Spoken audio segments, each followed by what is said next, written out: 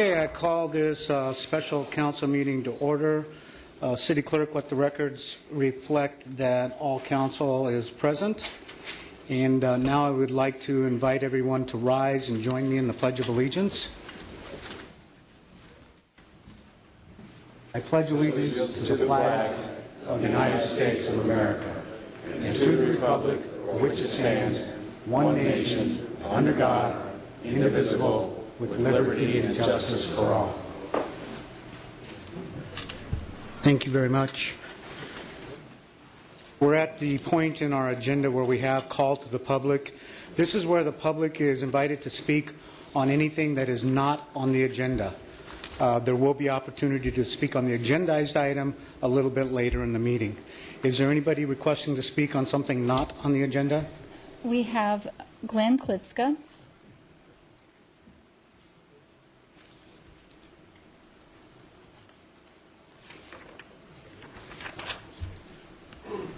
Good evening, Mayor and Council.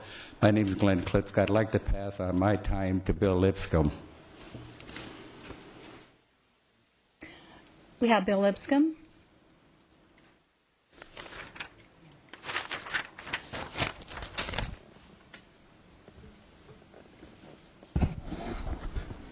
Good evening, Mayor and Council. As a matter of fact, this is one of those awkward things. This is sort of like on the agenda item, but it's also a call to the public. So if that's okay, I'm just going to use this as the forum. Yeah, if you're advocating for a particular candidate? No. Okay, you just want to talk generally about Sure. the process? Sure. Okay, thank you. I mean, that is a little fuzzy, but that's okay. Appreciate that. Thank you. Okay, good evening, Mayor and Council. My name is Bill Lipscomb. I come before you this evening to share my thoughts and concerns regarding tonight's agenda. Council appointing a representative for District 1. I have 3 points I would like to make tonight. Point 1, I assume you are all aware and appreciate the fact that our great nation was founded upon a very unique and powerful principle of governance, a democracy which functions upon elected representation. What makes this principle so unique is that it is the people and not the government who elect the person or persons whom they believe would best represent them, the citizens, to speak for them, to stand up for them, to abide by their will, and to be held accountable to them and not to the government. I say this because tonight, this City Council, i.e. the government, will in fact choose whom you, the Mayor and the 5 members of the Council this evening, want to represent a particular sector of our city's population, the people of District 1. The people of District 1 have no voice in this matter this evening. Of course, as outlined in the City Council's Policies and Procedures Manual, that whenever a vacancy exists on the Council, in this case as created by the resignation of Councilwoman Wilcott in her endeavor to seek the mayor's seat, the councilor is permitted to fill that vacancy by a decision of the Council via a majority vote. I would believe that this appointment would be a temporary fix until the next forthcoming election. The question as to representation comes down to this.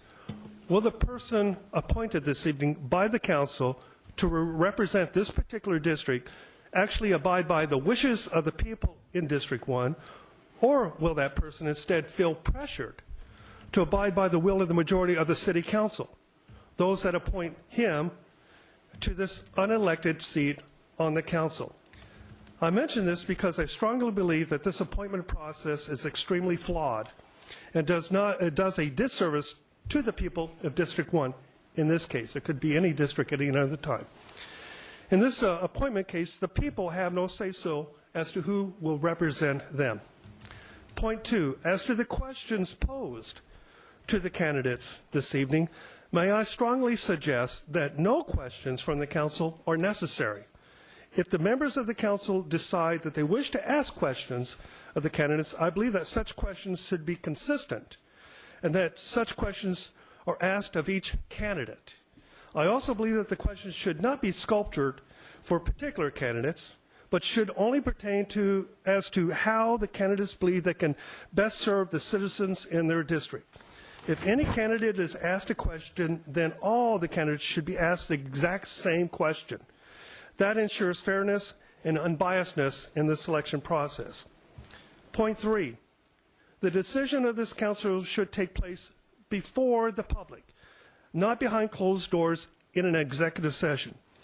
I witnessed such an occurrence when back on July 12th of 2007, when the council interviewed 10 candidates to fill a vacancy created by the resignation of Councilman Cliff Elkins, who was running then for mayor. And after the council listened to the 10 candidates at the podium, council recessed to executive session, and then came out of executive session 10 minutes later to exclaim that they had reached a decision to appoint John Longenbach as a representative of District 1. There was no public discussion nor vote taken. The decision was made in the back room. So much for complying with the state's sunshine law at that time. I don't think anybody was here during that process. I personally believe that there should be no discussion amongst the council members during the selection process. Council has had an opportunity to review each candidate's application and should simply listen to each candidate and then deliberate in your own minds as to whom you believe would be the best person to represent the people of District 1. I do not see where there should be any discussion amongst the council members, particularly behind closed doors. I believe the council should listen to each candidate, take a few minutes to make up your own minds, and then make your nomination for the council to consider. In summary, I truly believe that the City Council's appointment process is seriously flawed. No appointment period should extend past the next upcoming election, in this case being August the 30th, the city's primary election. Given this process, the appointment of an interim District 1 representative would be just that, temporary, until the citizens of the district can vote for their own representative. Now I turn to Title 9 of Arizona Revised Statute 9-235, excuse me, vacancies in council. Subparagraph A, the council shall fill a vacancy that may occur by either of the following. We know what that reason is because Mrs. Wilcott resigned for the mayor's race. Subparagraph 2, appointment until the next regularly scheduled council meeting if the vacancy occurs no more than 30 days before the nomination period petition deadline. I say that 30 days because I'm not sure if everybody is aware of this, but as I read the statute, very simple, you have a 30-day window. And that 30-day window is from 1 May to 1 June. Now, if Mrs. Wilcox's resignation would have taken place, say, 1 May or the end of April, there would be a 30-day window right there, and according to the statute, that would be that vacancy would then be on the ballot as an elected position vacancy, not as an appointment. But since Mrs. Wilcott resigned on 3 May, that's less than 30 days, so the policy and procedures manual that you have, that you're complying with right now, comes into effect. So now we have an appointment process, and that's a shame in a matter of speaking. I believe that, I don't know if anybody really realized it, but had Mrs. Wilcott resigned back at the end of April, simply the people, the citizens of District 1 would have been permitted to elect a representative, not by appointment by the council. So what I have here is some other statutes that speak to this thing, but I won't belabor the issue. I'd like to make this a matter of record. I will give this to the clerk. I appreciate your time very much. Thank you. Thank you very much. Is there anybody else wishing to speak? That is all, Mayor. Thank you very much. Then if you would read item number 1, and then I will give some brief instruction, and then I believe we'll go to council if there's anybody who wants to speak prior to. And what we'll do is I'll explain when there's going to be opportunity for the public to speak on this particular item. Yes, item number 1, discussion and possible action regarding District 1, Acacia District applicant interviews. Thank you very much. We have a set of questions that each candidate will be read to by the city clerk. They'll be the same questions for every candidate. This is a public meeting, so we cannot require the candidates to leave the room, but I'm asking, as a matter of fairness, if the candidates would be willing to step outside and wait until they're called upon so that everybody has an equal opportunity to answer the questions freshly without one person who's going towards the end hearing all the questions and having an advantage over the others. with the exception of Mr. Longabaugh, who will be the first person questioned according to the list that's been generated by the city clerk, and that's a random list. No particular order was sought. It's this list that was put together. So with the exception of Mr. Longabaugh, you're going first. I would request that the candidates leave. We will have the assistant city clerk who will come to bring you in when it comes your time. Thank you for that consideration of your fellow applicants. Request. Wait.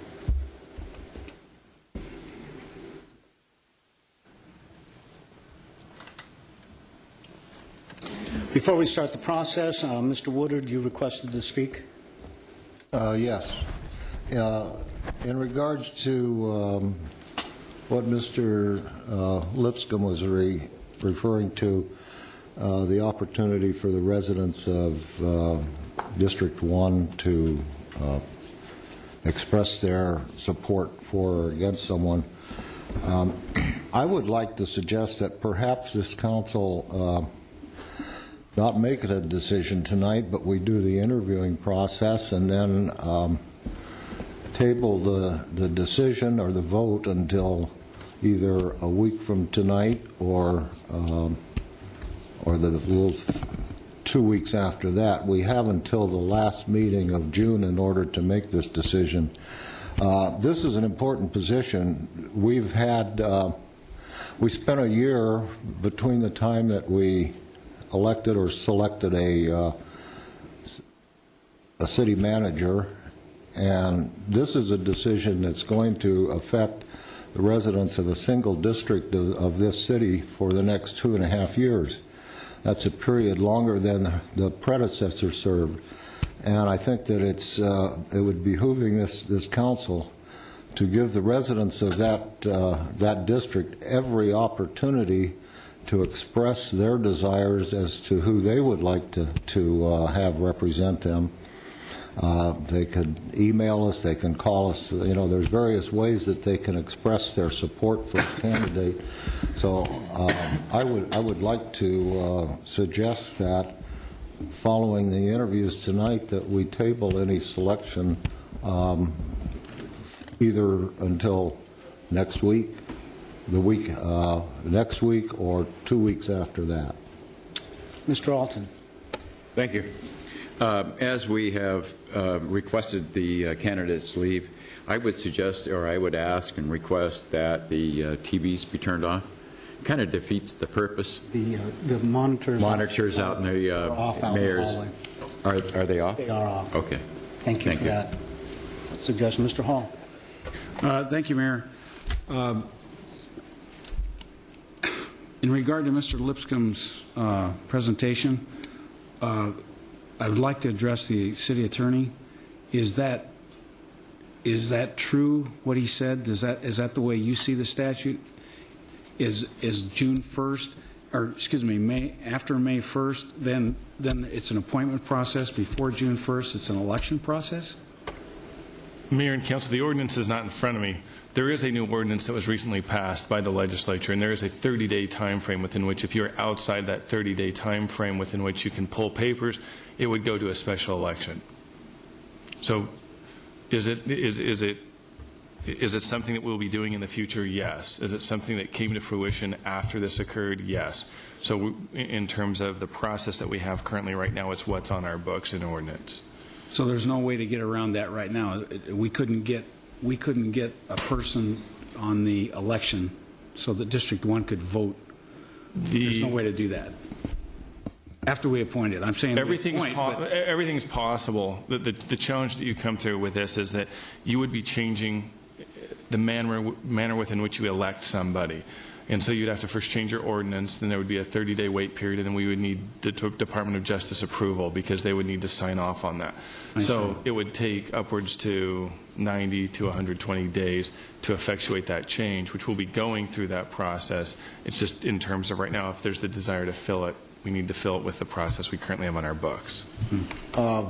Michael, if we appointed an interim replacement until such time that we could go through that election process, It's 90 days. That still leaves whoever is elected 2.25 years of representing their district, and the voters of that district have actually made that selection rather than us.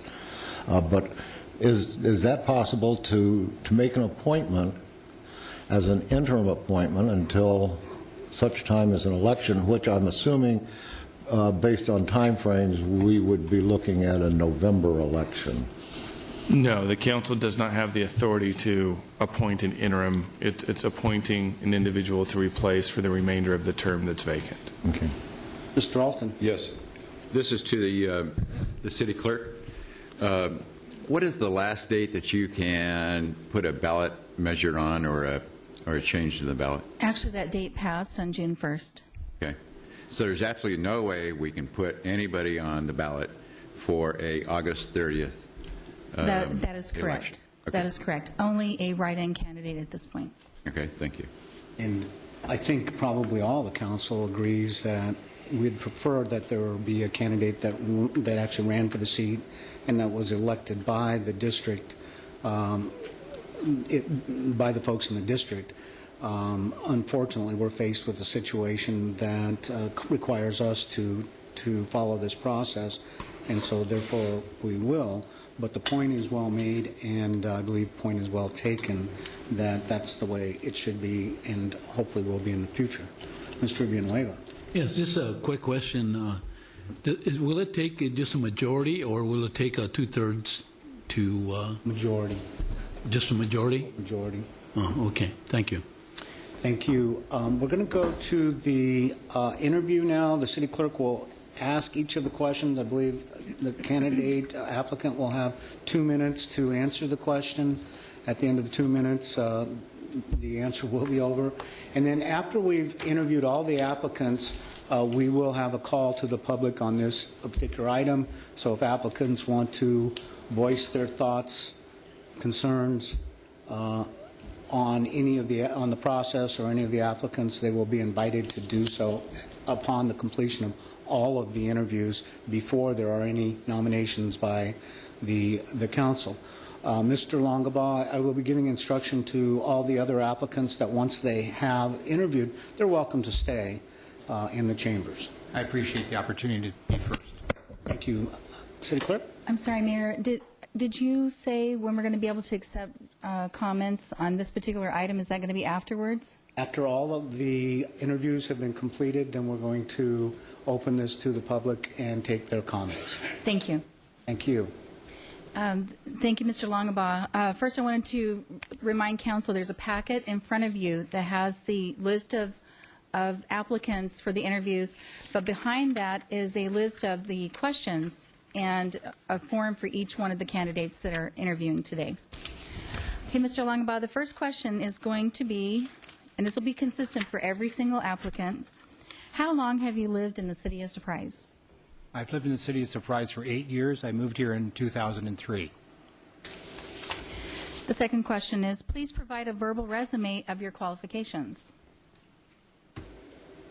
In short, my resume is that I have 33 years of work experience in local government at the County of Santa Clara in California, in which I retired in 2003 and moved here. I then became interested in working with the City of Surprise and got on a commission, which is now called the Disability Advisory Commission, served on that commission for 3 years, from 2004 when it was created until I was appointed to council. The last 2 years I was the chairman. Then after that, of course, I served with you all, most of you, except for Mr. Woodard, for 2.5 years as a member of the council, representing District 1. And then when I left that office, I have been since appointed to the Judicial Selection Advisory Commission, which I have now served in for a little over a year.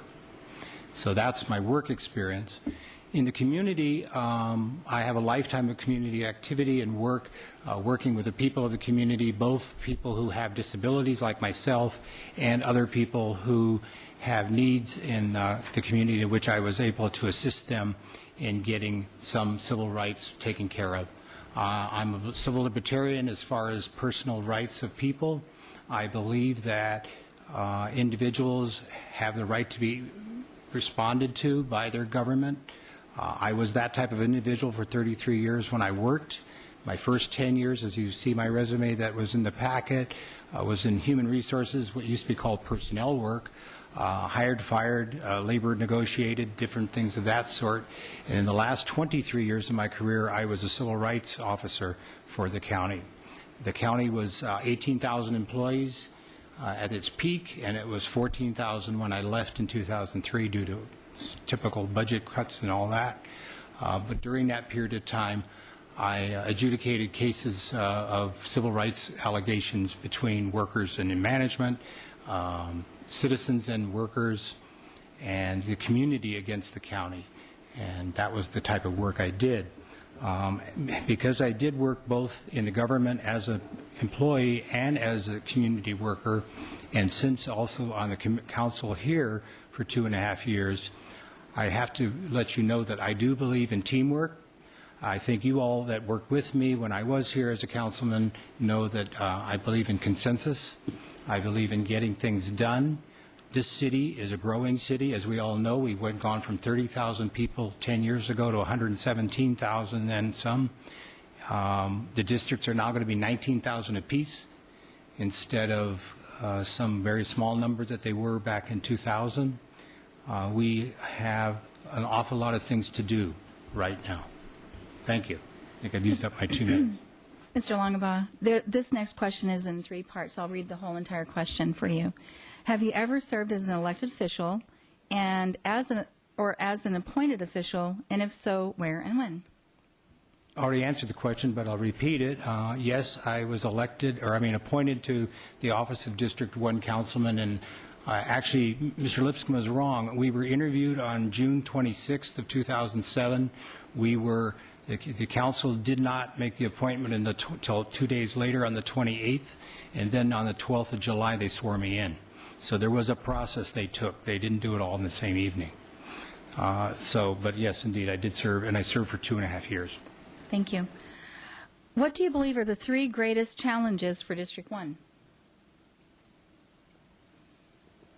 Having run an election 2 years ago, one of the greatest, I'll start with the first one that I see, is the division of the district into rural, the northern part of the district, in which you have Desert Oasis, Saguaro Acres, and Saguaro View, who are people who, and the western part of the district as well, who feel that they want their land, they want their privacy, and they want their lights off. They want to see the stars and the moon and things like that.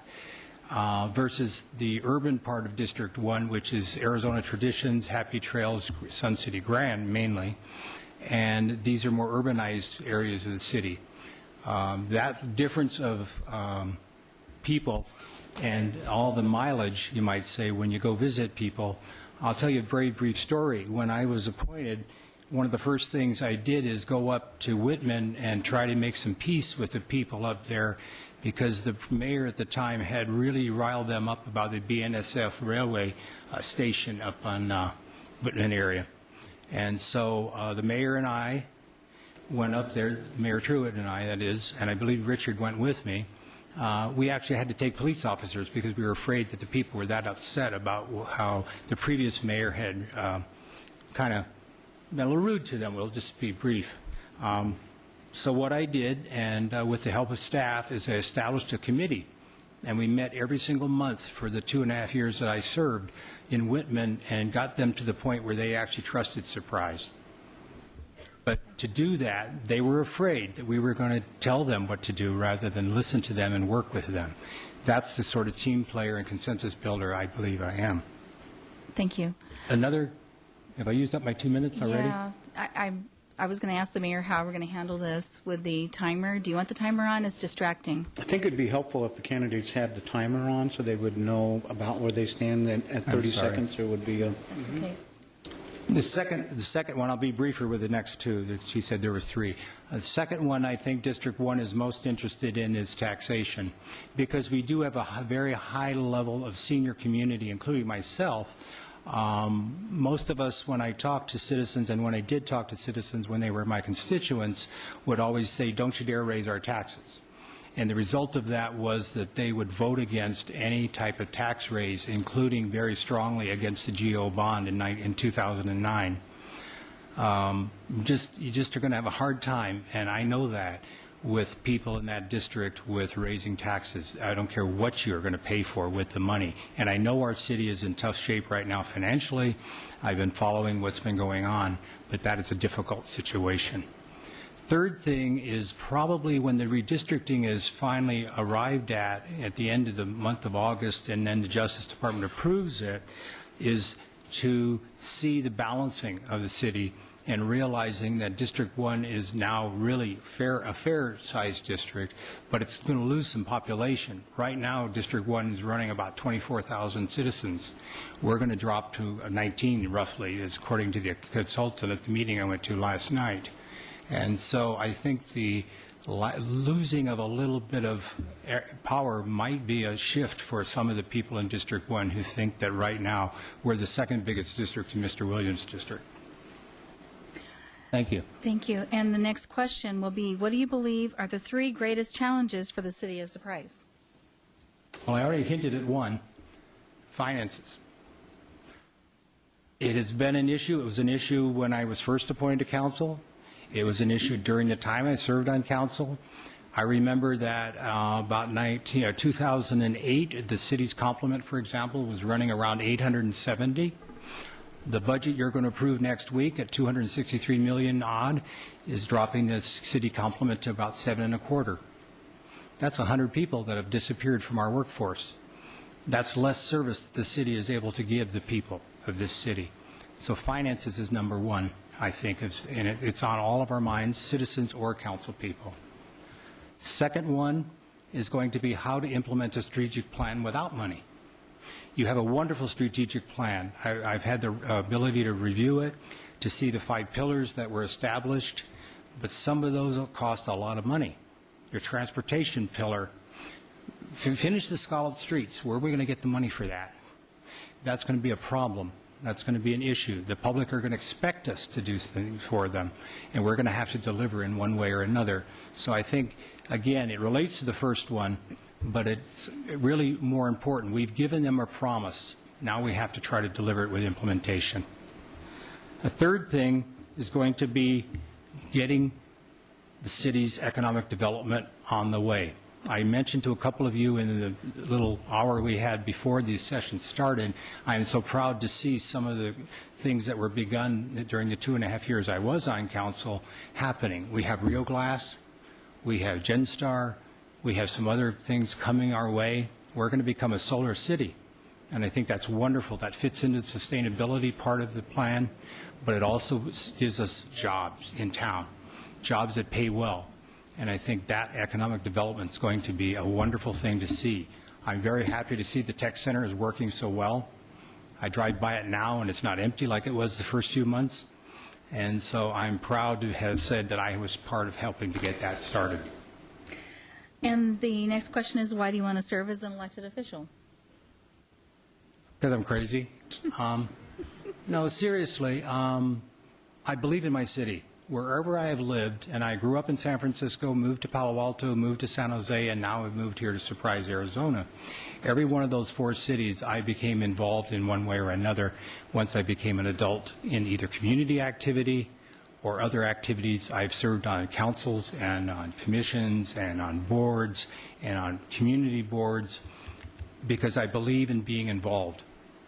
This is a way for me to continue to be involved. I'm not retired from a job so I can retire and sit in a wheelchair or in a rocking chair and wait for death to come to me. I only turned 66 last Friday. Still consider myself a very young man. And I believe that I've got a lot ahead of me, and I would like to offer it to this city. Great. And the last question, 2-part question. What do you believe is the most significant aspect of the 2012 budget and the most significant challenges addressed in the 2012 budget? I'm not an expert like Scott McCarthy is, but when I reviewed the budget as just reading over it and not having to vote on it like you all have to, unless I am appointed, maybe I will have to next week after all, but I was impressed that we were able to save the primary services of the city, that we still have not had to eat into our public safety programs, and we have been able to find ways to make people work harder but not work cheaper so that we get the work done. I think that's the main message of our current budget that you're going to approve soon, is that we are not cutting the staff, we're not cutting services to people out there in the community any more than we have to. The biggest challenge is going to be, can we keep that promise? Can Mr. Hillman, with his new budgeting, of zero budgeting, and I know what that's at because I used to do it in the county, we had a zero budget method. If he can adopt that and make it work here in the City of Surprise, it'll be a wonderful thing, but it's also going to be a great challenge next year to see if the budget can continue to keep the city, assuming that the economy doesn't pick up. It doesn't look good right now. There's some little things, but not enough big things to show us that we're going to get back to 2004 to 2006. And so that's going to be the biggest challenge of this current budget, is we're continuing to tell the people we're going to do all the things that you ask us to do. How long are we going to be able to keep doing that? I think that's going to be the biggest challenge. Thank you very much. Excuse me, that's the last question. Thank you, Mr. Longabaugh. Thank you. Thank you, Mayor, Vice Mayor, and members of the council. Our next interview is going to be Dennis Smith, and I know he's on his way in.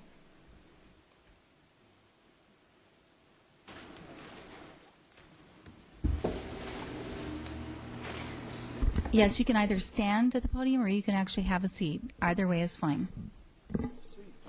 Mr. Smith, after you've completed the questions, you are welcome to stay in the council chambers to hear the rest of the interviews if you like. Mr. Smith, we have 7 questions we're going to ask you, and if you could approximately take maybe 2 minutes for each question, that would be good. So I'll go ahead and start out with the first question. How long have you lived in the City of Surprise? I've lived in the City of Surprise for 9 years in District 1. Very good. Please provide a verbal resume of your qualifications. Okay, I have a BBA in Marketing and Finance from Eastern New Mexico University. I am a current member of the Zoning and Planning Commission for the last 2 years. I have attended Surprise Academy. I have 37 years of business experience in senior management with Sears and Home Depot. I'm 64 years old. I'm retired. I'm married 44 years, 2 children, and 4 wonderful grandchildren, residents of the City of Surprise. Thank you, Mr. Smith. The third question, there's actually a 3-part question. Have you ever served as an elected official or as an appointed official, and if so, where and when? No, I have not. Thank you. The 4th question is, what do you believe are the 3 greatest challenges for District 1? Well, the greatest challenges for District 1 are similar to the total City of Surprise. I think the greatest challenges are transportation.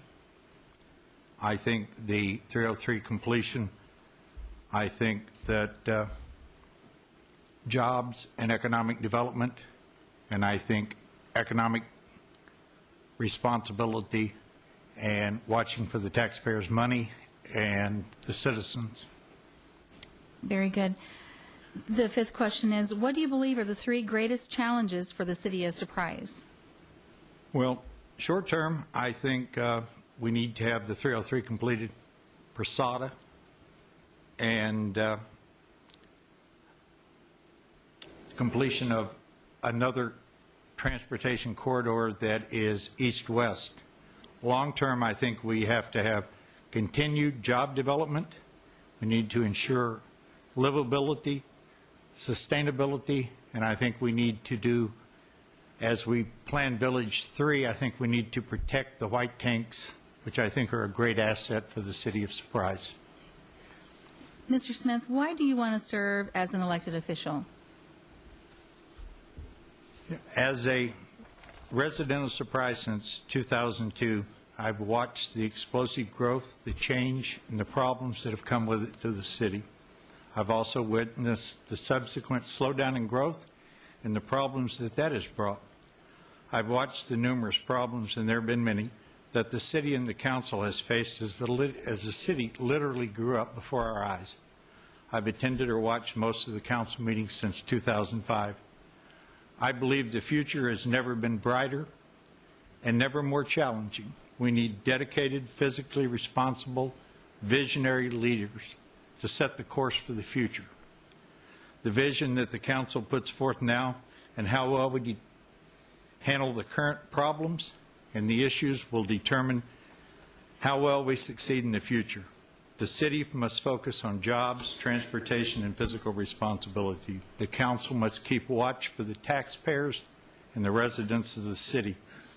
I would bring a common sense business background with 37 years of experience and the ability to ask the right questions to get to the bottom of the issues. I believe in openness, honesty, civility, and teamwork in addressing the issues that come before the council, always keeping in mind what's best for the residents of Surprise. My wife, my children, and my grandchildren decided to live in Surprise because we saw the potential of Surprise becoming a truly special city with tremendous future, the jewel of the West Valley. I would like to serve as a council member to help Surprise become that special city, one that my grandchildren will want to and be able to live, work, play, and raise their children in Surprise when they grow up. I want to help the city achieve its potential by listening to, meeting with, and engaging the residents of District 1 and Surprise and sharing their goals and visions with the rest of the council. What the council does now will have a large impact if we become that city in the future. We must deal with the current issues and at the same time keep an eye on the future. I would like to thank the residents of District 1 and the mayor and the council for the opportunity to let you know why I would like to serve on the city council. Very good. And this is going to be the last question, and it's a two-part question. What do you believe is the most significant aspect of the 2012 budget, and what are the most significant challenges addressed in the 2012 budget? Well, the budget, as we look at revenue that is stabilizing, and we're constantly worrying about what the state share of sales tax revenue will come back to the city. We have to take in the budget this year. There was no layoffs and no reductions in force. We were able to provide the services to the city based on the projected revenue. I think the issues are that we have to closely watch revenue and make the necessary adjustments to the budget based on the revenue trends. Very good. That is the last question, Mayor. Thank you very much. And again, you're welcome to stay. Appreciate your coming down. Thank you very much. Thank you, Mr. Smith. Our next interview will be Richard Umbarger.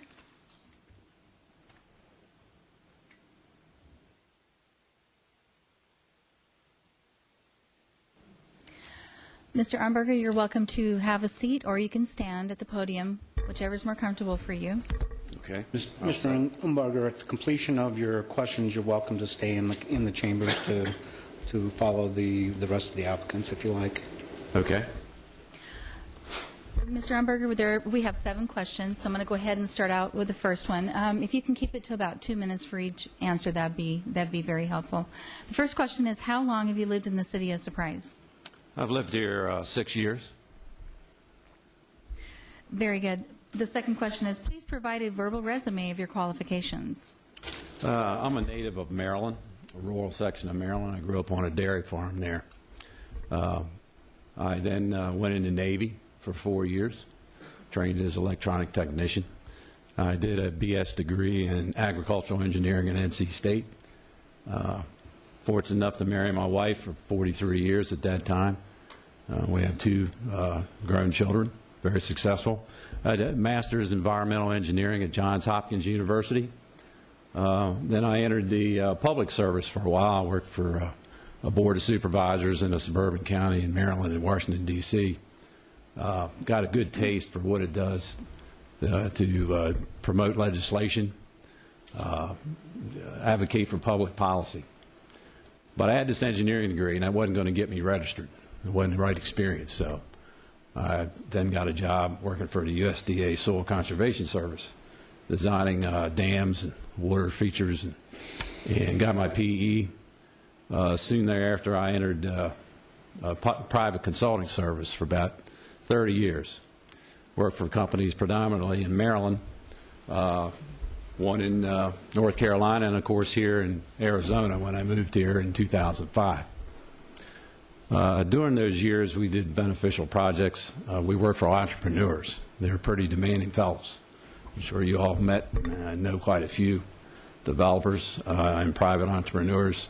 Did public projects and private projects. I like the economic development ones. I like to see the City Hall people smile when I come in, because it meant I was working on a project that was going to bring tax revenue.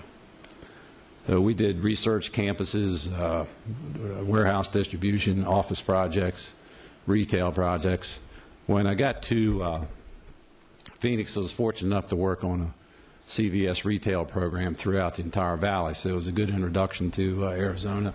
I got to meet some folks and agencies all over the valley. Did one project in Surprise, testified at a zoning case over in the old library. Did some projects for the Federal Service in the way of floodplain management. We got to do some pretty interesting things with technology, a lot of GIS, and innovative things like that. So that's I've had over 30 years in private consulting and managed these projects by P&L statements. Mr. Umberger, the third question is, have you ever served as an elected official or as an appointed official? If so, where and when? I've not served as an elected official. I have served on Chamber of Commerce commissions, chairman of committees, and participated in public bodies of that nature. Thank you. The fourth question is, what do you believe are the 3 greatest challenges for District 1? Let's see. District 1's the largest land area. I think it's the area where we're going to have explosive growth in the next 10 years. I think we're going to be looking at District 1 kind of like we're looking at 3 right now, where there's a bunch of people up there. I believe the main issues are impact fees. Can we get the infrastructure services that those folks are going to need up there? Are we going to be able to get the transportation network in place, specifically, especially east-west corridors? We do need connections in that market with the 303, and hopefully can expand on over to the 101. I think the Grand Avenue Coalition will be a major factor in that endeavor. It has potential to link up with the communities up and down Grand Avenue, and for the benefit. I have some questions, maybe concerns about the news that ADOT would like to turn that nice facility over to the city. I'm not sure there's a big advantage there for the city to have to put up the funds to maintain that. And the fifth question is, what do you believe are the 3 greatest challenges for the city of Surprise? The city of Surprise. I went door to door to a lot of my neighbors and citizens all over the district. I was up on 163rd Avenue. I was over off Bell Road, knocking on doors in Sun City Grand. They asked me what's going on over at City Hall, and my reply was, I think things are going in the right direction, and you just need to continue to do that. I think it's to continue to build the trust, establish the trust, communicate with the folks and let them know that we've got a handle on things in the financial area. I think stability in city management, specifically the city manager's office, would play a big role going forward. We've had a lot of turnover in that area, and I know back when I was processing jobs around the valley, getting permits and entitlements, it was a little bit of a challenge and surprise because the staff kept turning over. I'm talking 2005, 2006. I think it's a little better now. And I think quality of life needs to be needs to continue to be addressed in the way of education, in the way of redevelopment. We can't let our mature areas decline. We have to make sure that they are enhanced. We have to give them the assistance they need. All you have to do is commute back and forth from central Phoenix to Surprise and go through the city of Phoenix to see how the progression goes when people let things go, when the city doesn't stay after them. You see the tattoo shops and the check cashing stations taken over where there used to be nicer retail. So I think you have to be vigilant in that area. Mr. Umberger, the sixth question is, why do you want to serve as an elected official? Surprise is my home.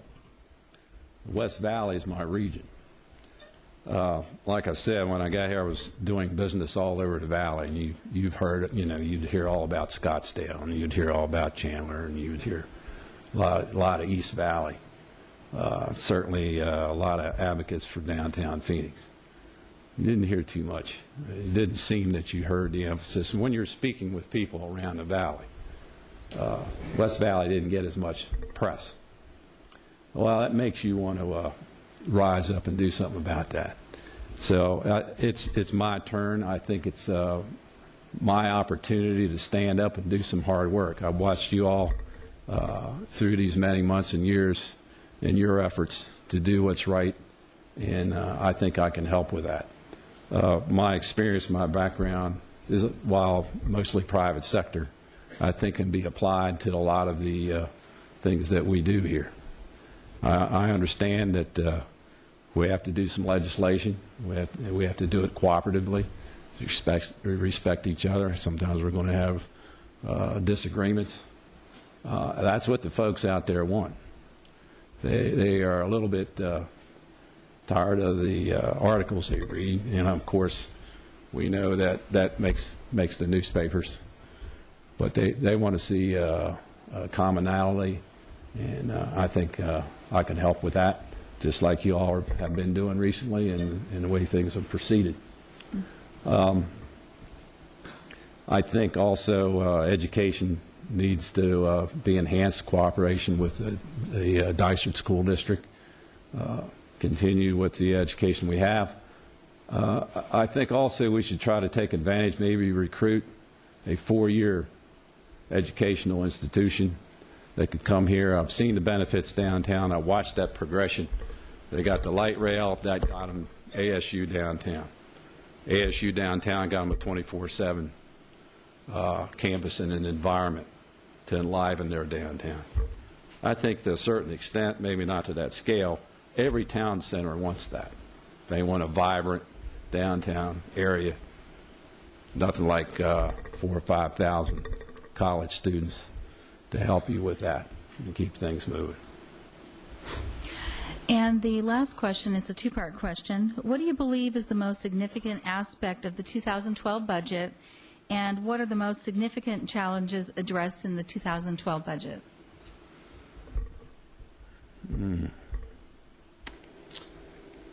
I attended the special council work sessions that you had for the budget, and I think that was excellent.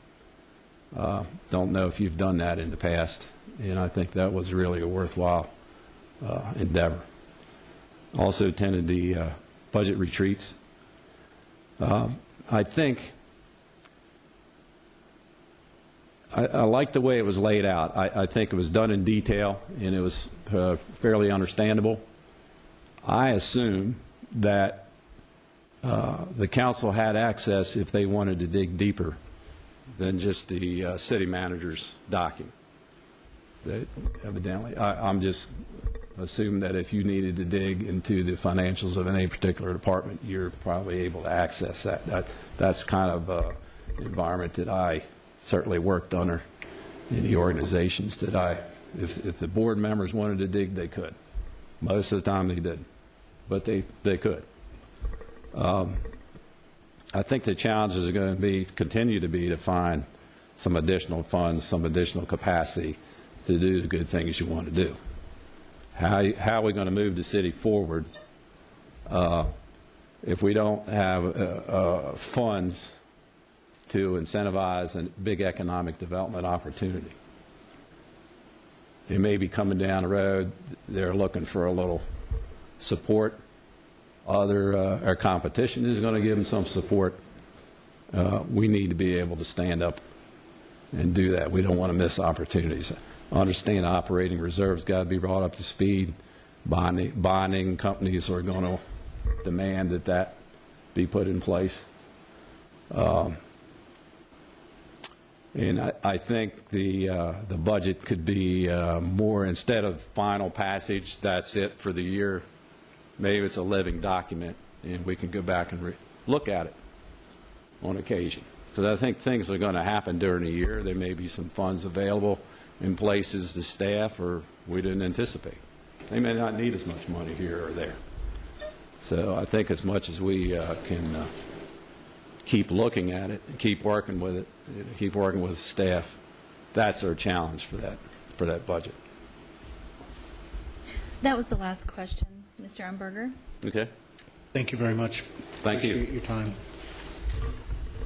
And our next interview is Daniel Hughes. Sure. It's been requested that we take a very brief break, and so we're gonna take about a 3-minute break here.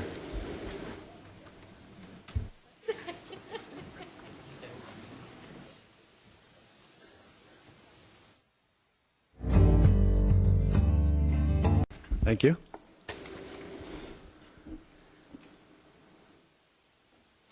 Mr. Hughes, I have 7 questions I'm going to ask you, and we'll start out with number 1. If you can take 2 minutes or less for each question, that would be very helpful. The first question is, how long have you lived in the city of Surprise? Well, Mayor and Council, it's good to be here. I've been here since January 7th, 2002, when I first came here to be the Chief of Police. Very good. The second question is, please provide a verbal resume of your qualifications. Well, starting off, I have a really good background. I've been in the service industry for over 33 years. I started off in Springfield, Illinois as a patrol officer. I spent 25 years there, worked my way up through the ranks, became the assistant chief, earned a bachelor's degree in labor relations along the way. Came here in January of 2002 as the chief of police, and I spent until August of 2010 as the chief of police here. And during that time, I brought in community policing. Over the last 5 years, Surprise has been named one of the safest cities in the United States and in our state of Arizona. I just heard a few minutes ago, Ken Lynch said something about the stats are out, and for 2010, again, Surprise is going to be one of the safest cities. So I'm real proud to have brought that in. During my tenure as chief of police, I acted as city manager on a few occasions. I've been before this council many, many times. I've worked with probably everyone up here on council. And I'm very familiar with the inner workings of the city, the different districts. Crime prevention's been one of the big things I've worked on, and I think John Williams can attest to how well community policing has worked in his district and what we've worked on. I've also even worked with Jeff Mihalik and others on bringing in business within this community. I've been out with him and talked to people and talked to different businesses about the benefits of coming to Surprise and how safe it is and what Surprise has to offer. So I have a pretty good resume. Along the way, I have a master's degree in law enforcement and justice administration. I've been to the FBI Academy, Northwestern Staff and Command, and so I think I have a lot to bring to the table. Thank you. Mr. Hughes, the third question is, have you ever served as an elected official or as an appointed official, and if so, where and when? I have not served as an elected official for any city, mainly due to the fact that because of my profession, law enforcement, I couldn't do any of those things or be part of an elected community. not because I didn't have the desire or the interest or the background, simply because with my profession I couldn't do that in the city that I worked in. The closest I've come is I have been on the HOA for Kingswood Park, served there for several years, and have a little bit of a background there. And the next question is, what do you believe are the 3 greatest challenges for District 1? Well, District 1 being part of Surprise used to be that when I first got here we talked about live, work, and play in Surprise. And we have a lot of people living in Surprise, but I think a couple of things right off the bat are jobs for people within Surprise, and also opportunities for further recreation, for things to do we've talked about. And I know that all of you have wanted to do things more along the lines of bringing in all kinds of, for the adults, different venues for them. And as I said, work. We need jobs that are locally. And I look at things just like the gas crisis we have, where we have a lot of money, you know, you're paying $3 and something. I look at that as an opportunity that maybe we can bring jobs here to Surprise and bring people to stay closer to Surprise. So I'd say jobs is number 1, then recreation for both our youth and adults. We need things for this community to be known for, jazz festivals. It's been really great. We've had a lot of sports events like the tennis and baseball. But I think we could do more and along those lines. So those are the first 2. And then the third one, again, is transportation. And I think transportation is something that really needs to be worked on. And we've come a long way, but there's still a little more work to do. And the 5th question is, what do you believe are the 3 greatest challenges for the city of Surprise? Well, I think I just talked about the 3 greatest challenges. And I think there are 3 great opportunities. I think that when we talk about challenges, I think because of some of the economic crisis that we're in, we actually have an opportunity to maybe bring jobs closer to home. I think that can be done, and I do think that you have a great 2020 plan. I'm proud to say that I helped work on it, and I think that if we can get back to that and continue along those lines, we can really solve a couple of those issues. And I think you've already made great gains on the transportation, which has always been something, the 303, and now with its extension, that really helps Surprise. And I really do believe that those are the 3 greatest challenges, but I think they're 3 great opportunities. And the next question is, why do you want to serve as an elected official? Well, I think that for me, I've been in the service industry, as I said, for over 33 years, and I'm not done. I've served as your chief of police for 8 years, 8 months, and I think now, because I know the inner workings and the departments and have worked with the directors that we have, I think I have a great opportunity to really help the council with the vision and the direction and the policies that have been set in place. And looking at the 2020 plan and other things, I think if we could work on those, and again, it's not that we have issues as much as we have opportunities, and I think that with my experience, I could be very helpful along those avenues to really keep us on the right direction and work cooperatively with each of you to really make this city what we've all aspired it to be, what we've all wanted it to be. And so that's really why I want to move forward and just look at it from a little different perspective this time. And Mr. Hughes, the very last question is a 2-part question. What do you believe is the most significant aspect of the 2012 budget, and what are the most significant challenges addressed in the 2012 budget? Well, I believe that in the 2012 budget, the biggest issue is going to be where is revenue going to come from, and are we going to have to cut?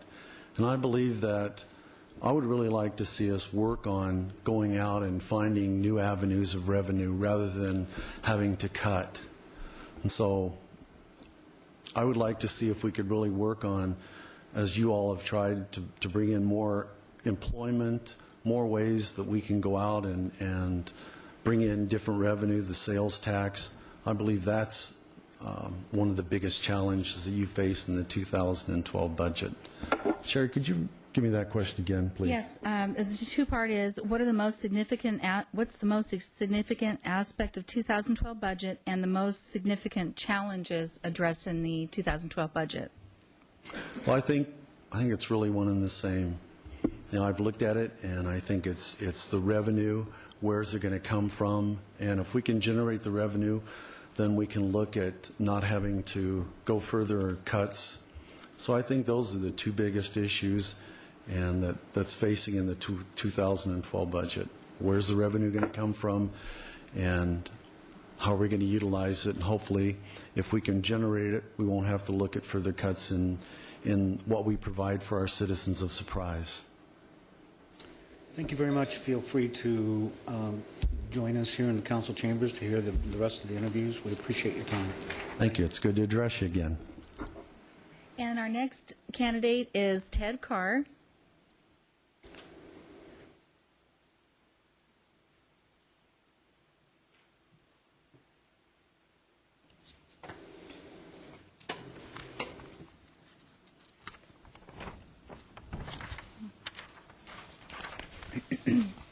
Mr. Carr, you're welcome to stand at the podium or have a seat at the table.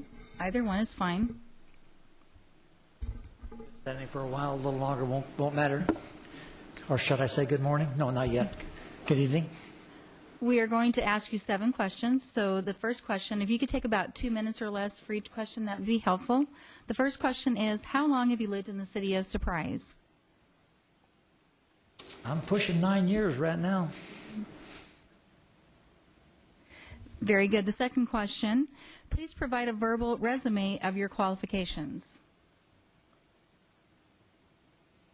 When I was coming up with the letter, I started listing everything I had to do after 40 years with the Army Corps of Engineers as an outdoor recreation planner. I said, I don't have enough paper. It's one of those things where I did everything that the engineers didn't want to do. But I started off as maintenance man, was in the service for a while for a city, park superintendent for a city. So I got to know local politics and involvement. Went to work for the Corps, was the Corps' representative to a lot of cities, county, district, Board of Supervisors, state, federal, and etc. As you all have had multi-experience, we just can't list everything. But I got a lot of exposure to a lot of the inside workings and what the public expects. And I saw that quite a bit when I was with the Fed. Because when I went to lecture, I always said, hi, I'm from the Corps of Engineers, I'm from the government. Trust me, I'm here to help you. Got that over with, and then we could proceed on with the lecture.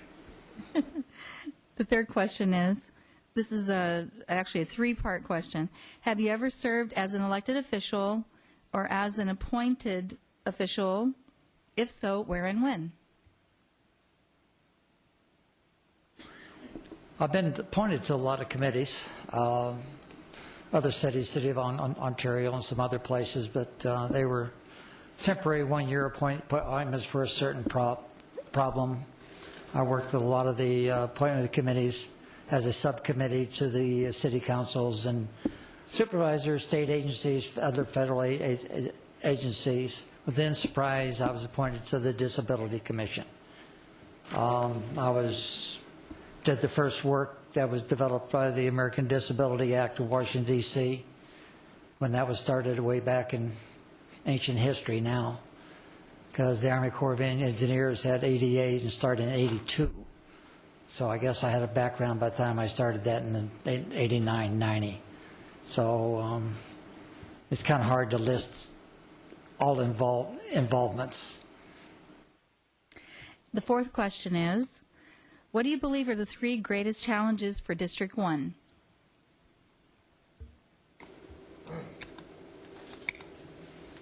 The challenges I foresee is basically the money belongs to the public.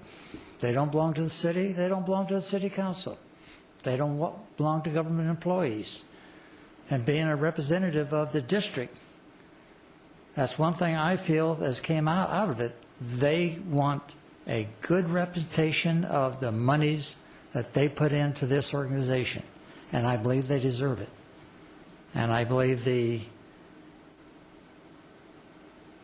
Councilman Alton has the weekly or monthly deals. We gain a lot because I've been to, I think, 90% of them. Get a lot of insight by chit-chatting and talking, being open for communication. And I believe that's where I can be a help by the open communication. The money belongs to the public, and that's the way they should be spent. And that's the way I would represent District 1. Very good. The fifth question is, what do you believe are the 3 greatest challenges for the city of Surprise? Probably, as the guys said before me, that's kind of a loaded question. You can just about go any place in the city and you'll find a challenge. Businesses? Yes. Permits? Yes. Transparency, the good old-fashioned word? Yes. How the money is handled? Yes. So limiting them to 3 is really, there's not really 3 major. There's a bunch of little ones that we have to listen to the public. We cannot dictate. So the 3 can be lumped into one big communication involvement and being aware and responsive to the citizens. Mr. Carr, why do you want to serve as an elected official? The reasons I've stated before: open communication, involvement, being aware of who has the monies. Again, that's the citizens, not us. We are the purveyors, and we should be open and involvement with this. And that's what I plan to do, to look at every project with an open mind, evaluate like I used to do when I work. Guys would come in and say, I want to build a golf course on federal land. Okay, where's your economic perspective? Show me where it's a money-making deal. Show me the pros and cons. Show me how you're going to make it last. And if you go bankrupt, how are you going to pay your way out of it? And I believe that's what should be done here, is look at every situation with an open mind, independent thinking, and make a recommendation. And then, like I said, when I hard on to the job, I have to follow the instructions of what was given to me by Congress. It'd be the same thing here. After it's voted on, that's the way it will be acted on. The last question is a 2-part question, and it's, what do you believe is the most significant aspect of the 2012 budget, and what do you believe are the most significant challenges addressed in the 2012 budget?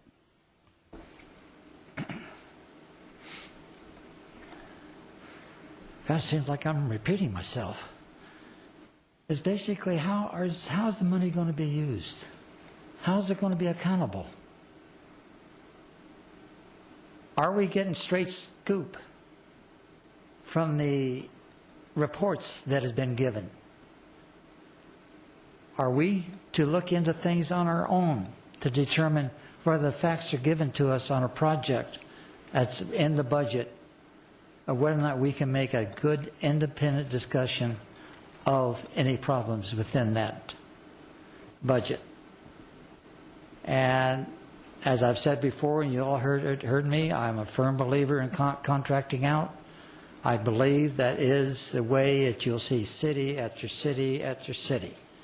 I was just reading in the Wall Street Journal today that in Alabama, a county's going to go bankrupt. They're going to fire 33% of the area because they don't have the end gun. Well, the work has to get done. So we have to look at alternate ways of doing it. I'm from the old school. I used to say, by God, I can do it better with my own staff. I was beat around the head and shoulders in Arlington, Texas. You will contract out. And you know what? They were right. You get a better job, just as good as work, and cost less. That is the last question, Mr. Carr. Okay. Thank you very much. Thank you, sir. And you're welcome to stay here in the chambers and listen to the rest of the interviews. And the next interview will be Jim Biendo.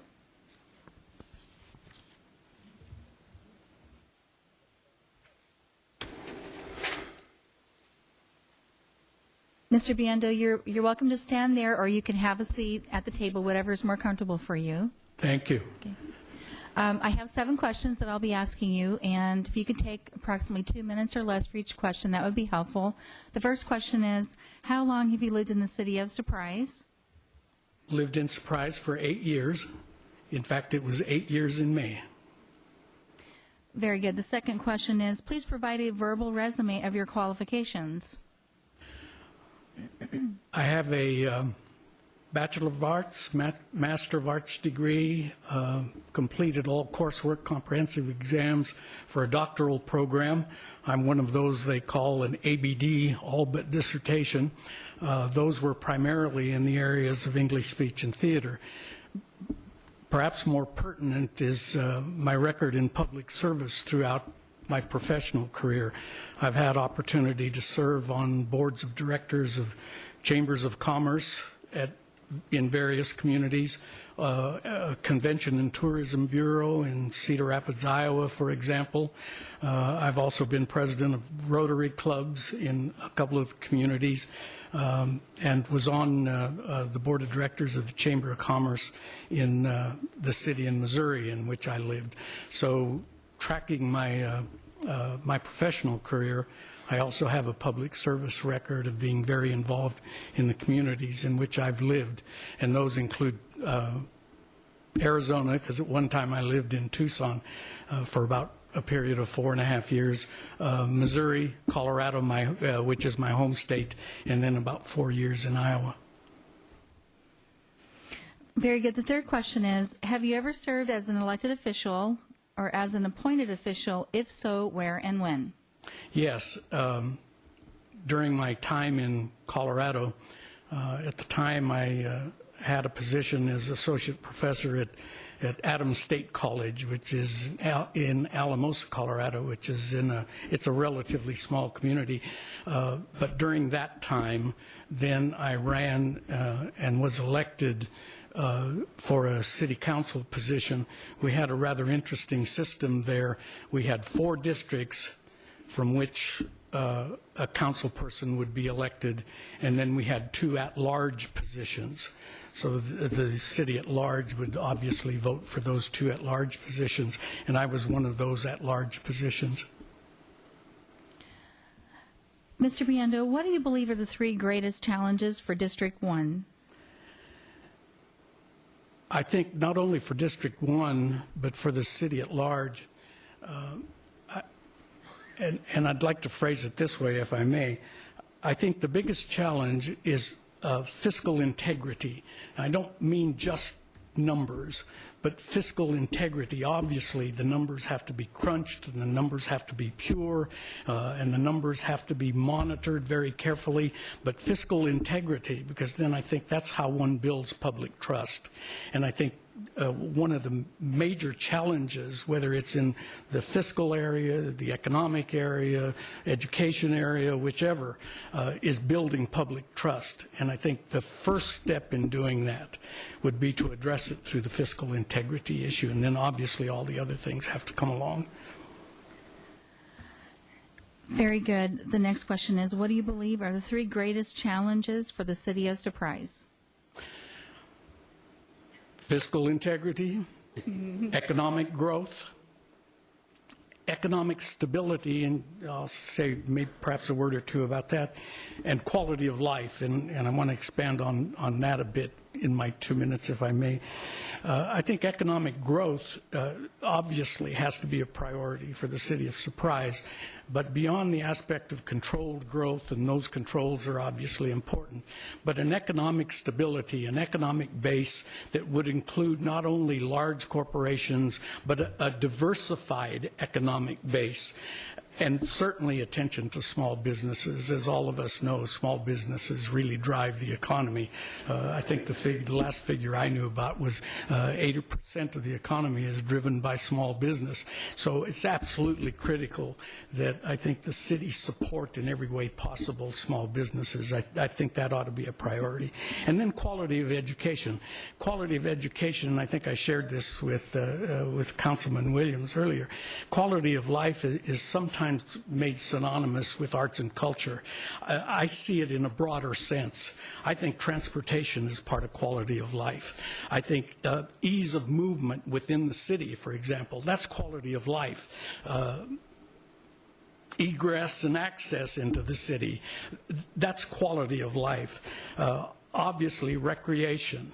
Parks and recreation, that's quality of life. Arts and culture, certainly quality of life. And education. As all of you know, when corporations, businesses are seeking to locate or relocate, after the financial considerations are done with, are agreed upon, then the other questions are obviously, what's your education like? And what is there to do there? Because that's absolutely critical. I think the issue of education is important, and I know Council has been addressing that.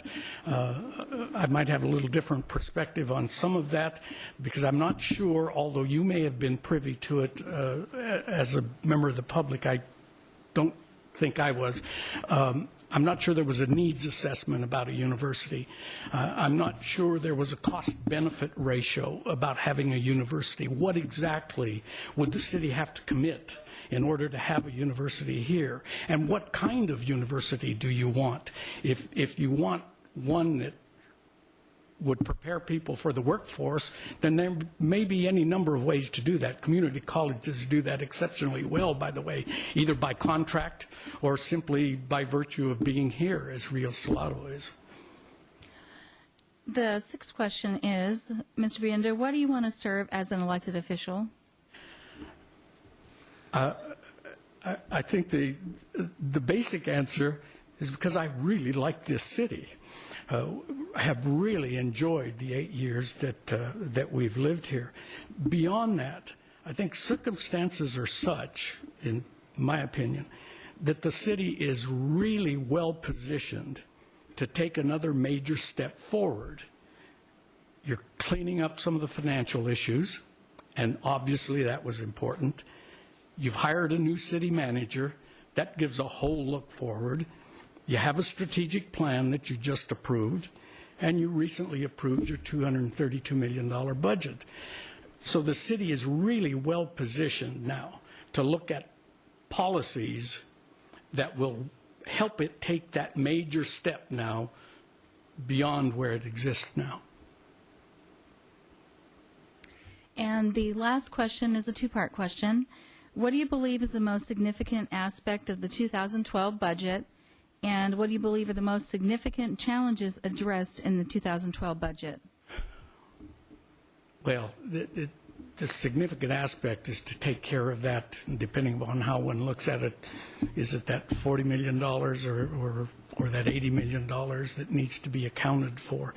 And that also, by the way, tangentially may relate to that whole issue of public trust. I think the city has to take a position in taking care of that in whatever way possible. And there may be any number of strategies to do that that still have yet to be discussed. But that would, I think, help build public trust, perhaps more than anything else. I think that's a critical part of the budget.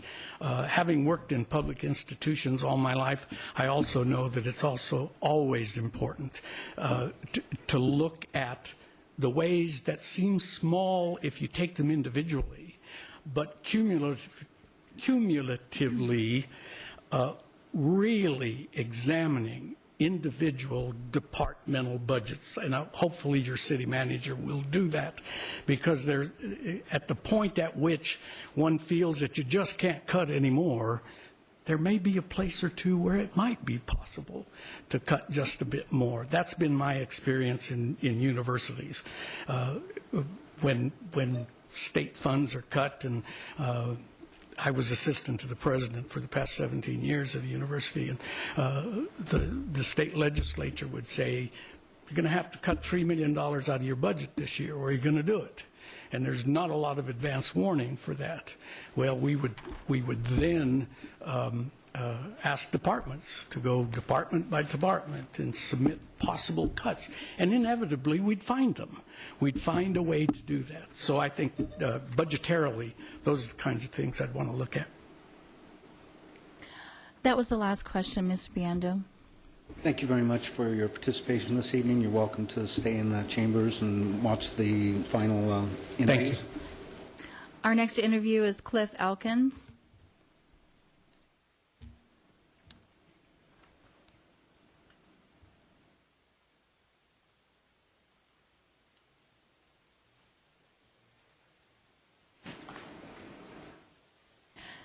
Mr. Elkins, you're welcome to stand at the podium or have a seat at the table, whichever you like. I'll stand. Thank you for the option. Thank you. We have 7 questions, so if you could take 2 minutes or less for each question, that would be helpful. The first question is, how long have you lived in the city of Surprise? I've lived in the city of Surprise close to 17 years. Very good. The second question is, please provide a verbal resume of your qualifications. Thank you. During the 17 years, I will do this in converse order. I will start with most recent and work it back. Since I've been in Surprise, in the entire 17 years, I've been active both in my community and within the city. I've had the honor and the privilege of being a previous councilman. During that time, I was able to serve on several MAG committees, most notably the Transportation Policy Committee. I'm very proud of some of the accomplishments which have helped the city. Most notable would be the $22 million that was provided to do improvements on Route 303. In addition to that, I've served on several boards and commissions, starting with Parks Recreation, served on the, not original, but the 1998 Redistricting Committee, currently Vice Chair of the Surprise Transportation Commission, also served on the Solicitation Committee, and also on chair of the bond committee that was brought to the voters. Also have kept a wide range of activities with neighboring communities. Prior to moving into Surprise, I was also the first director of the Lifelong Learning Academy held in Sun City Grand. I've also, in previous lives, was a congressional staff director of the House Committee on Transportation, Commerce, and Tourism. And having survived that arena, gentlemen, it is a pleasure to be part of a Surprise and the possibility of being a city councilman. I think you've answered the third question, but I have to ask the same consistent question. Have you ever served as an elected official or as an appointed official? If so, where and when? Right. I believe a repeat of the commissions that I've been on, and it's given me a very good insight of how to take the public interest and work it back to and with the city council. I understand what's involved when you do it, having had the past experience and ability to work on a variety of commissions. And probably one of the greatest assets has been, it has been very diversified. It has covered a lot of program areas. Also, very quickly, also on budgeting, that while I was a congressional staff director, I did have responsibility to go over the budgets for several major departments, most notably of which was Department of Commerce and the United States Department of Transportation. Very good. The fourth question is, what do you believe are the 3 greatest challenges for District 1? The current challenges, I think, by necessity at the top is fiscal issues.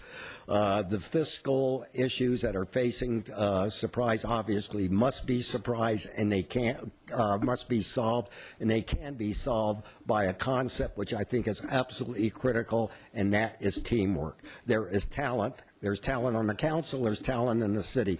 Working together, this issue can be solved. There's not a magic pill that will cure it and do it, but it's an issue that has to be addressed. Also of equal importance, right up there, is the transportation issues, the mobility of issues, but that's also related to economic development.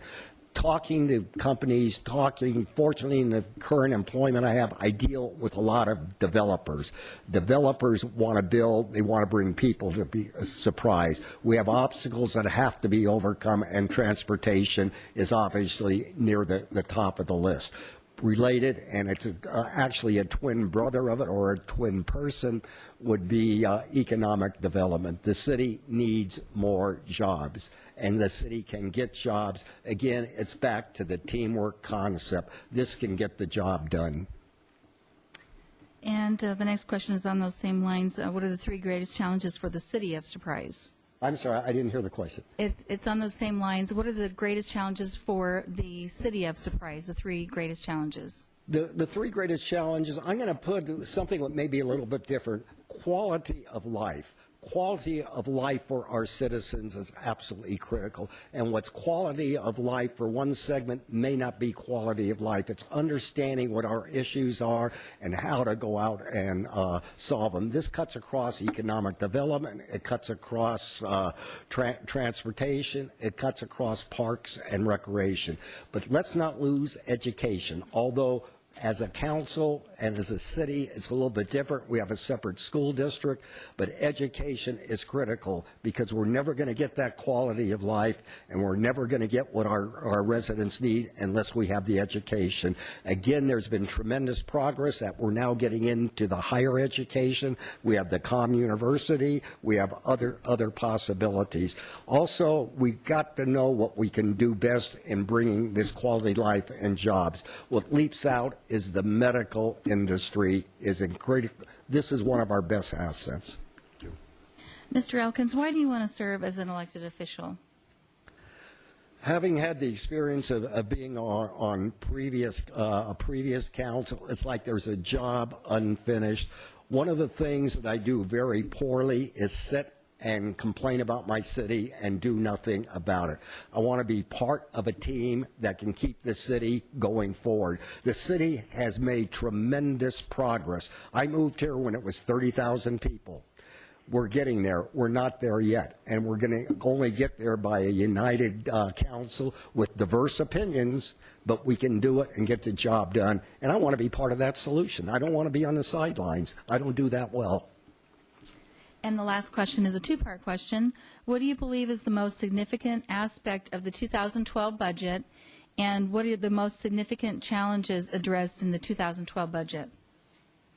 The most significant challenge is that been able to move forward with a budget without massive layoffs, without diminishing the quality of life. There's some hits. I think it's been a good budget, given the circumstances there. Probably the biggest challenge that's ahead on the budget is the issue of impact fees. I think the council has taken a bold and daring move with the idea of the impact fees. How it shakes down, it may be a legal issue, but the issue is there, and that's something that has to be resolved. Probably what has impressed me, there is talent in this city. There's tremendous talent in this city. A lot of it's in this room, and an awful lot of it's out in the community. It's tapping the ability of what we have in this city of knowledgeable people, bring them in, working with them to get the job done. And we all have the same goal, and that's to make Surprise the city it's become and will continue to become. Thank you.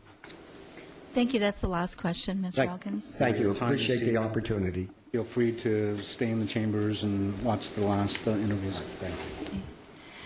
The next interview is Everett Pincolini.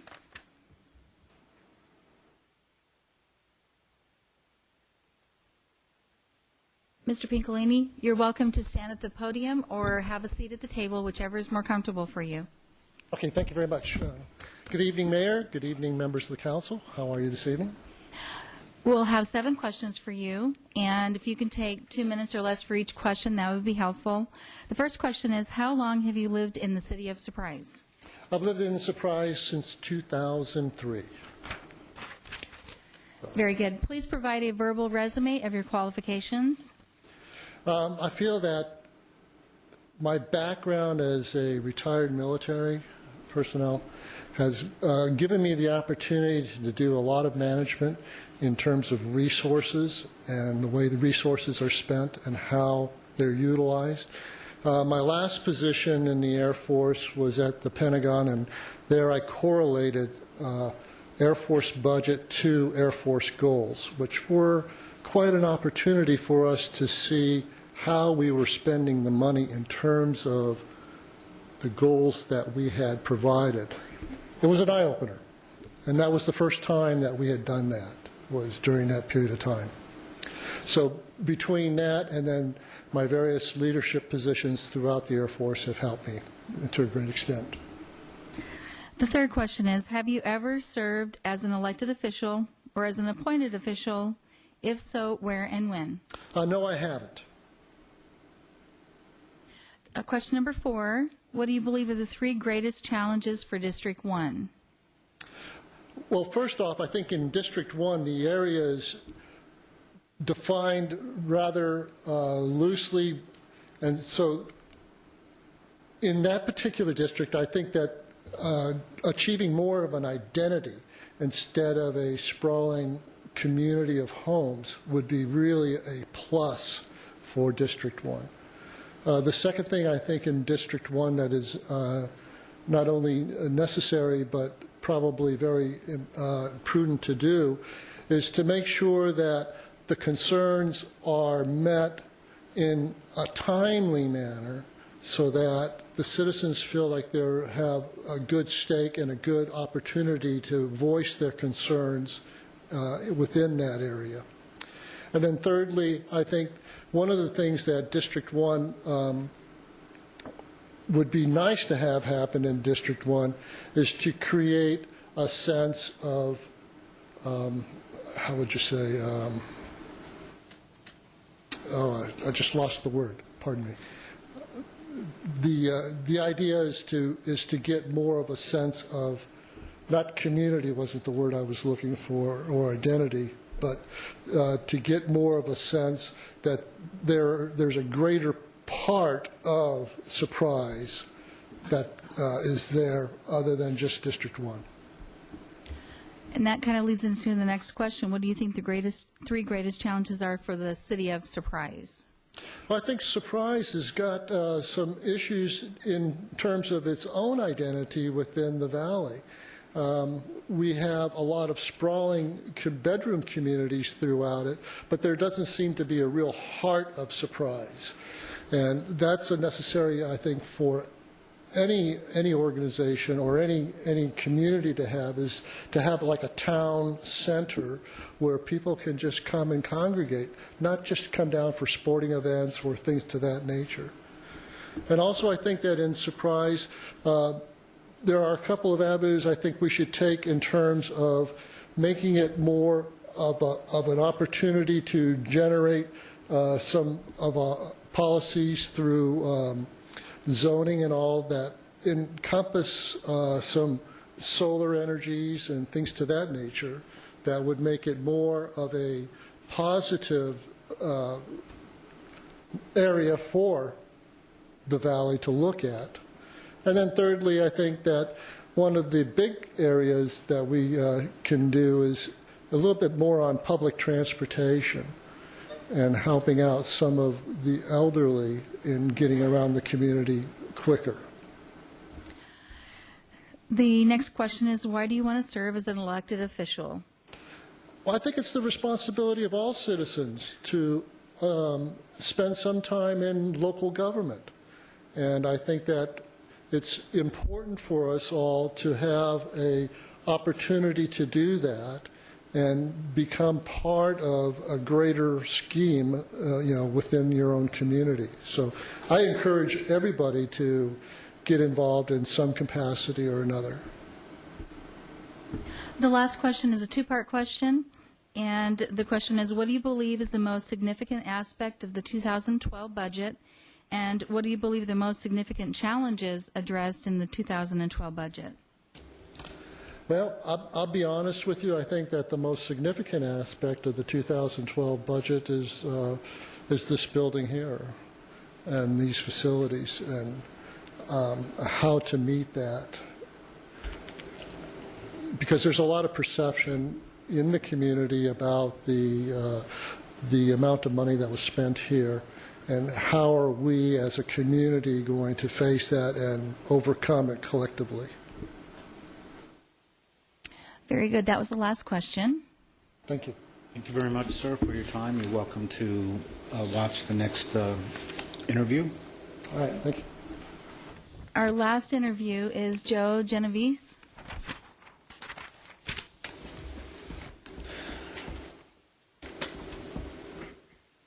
Mr. Genovese, you're welcome to stand at the podium, or you can have a seat at the table, whatever is more comfortable for you. I think I prefer the table, thanks. Okay.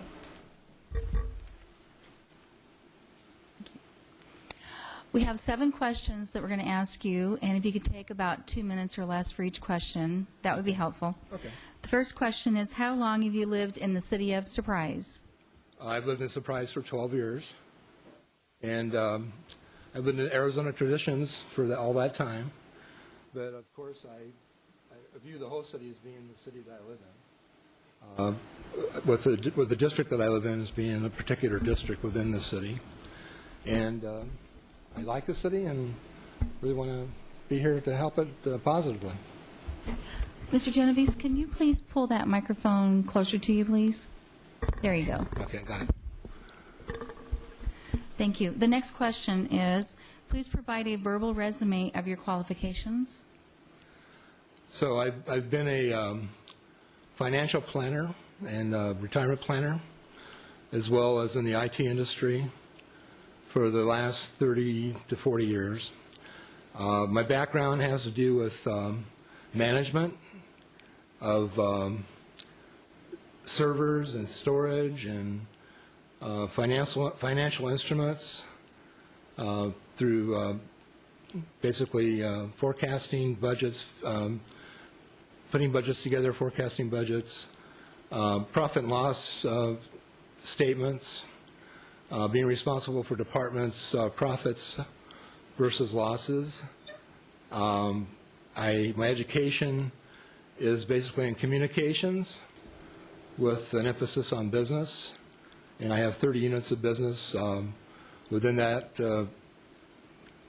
business area. So it's things like business, finance, business law, accounting, different types of business issues, salesmanship, public relations, those types of things.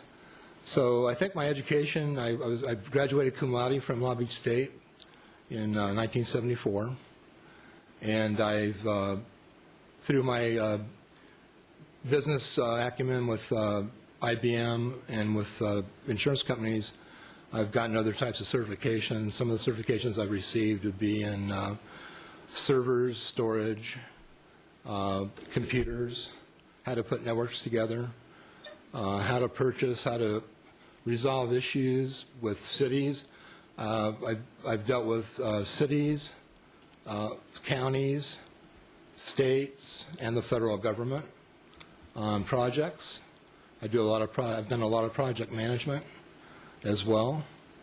And I just think that those types of things would help me as a councilman to take a look at what we're doing here in the city of Surprise and make intelligent and wise decisions. The next question is, have you ever served as an elected official or as an appointed official? If so, where and when? I've never served as an elected or an appointed official anywhere that I've been. Okay, the fourth question is, what do you believe are the 3 greatest challenges for District 1? What I see for District 1 is a couple of things. One of them is the redistricting issue and how that's going to be laid out. That's one issue. The other issues that I see in Surprise would be, how are we going to grow District 1? I see slower growth in the future rather than a lot of real fast growth. Really thinking about what we're doing in District 1, holding meetings in District 1 to get feedback from the residents there, constituents that I represent, and making sure that I look at all sides of all issues that will affect District 1 in that regard. I look also at the fact that it's partially a senior community as well as I see it as a family community.